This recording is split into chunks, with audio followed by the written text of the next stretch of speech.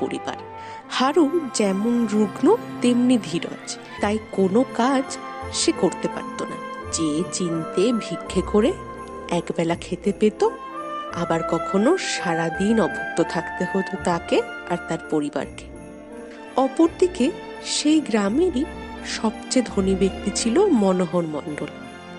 যেমন তার যশ তেমন প্রতিপত্তি, আর তেমন তিনি ছিলেন দানশীল।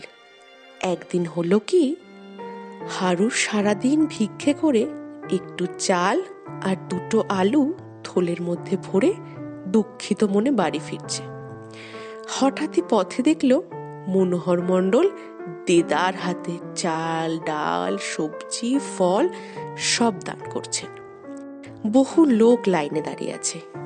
হারু তাড়াতাড়ি লাইনে গিয়ে দাঁড়ালো আর ভাবলো, পরবর্তী পর্ব দেখার জন্য অবশ্যই চ্যানেলটি সাবস্ক্রাইব করো।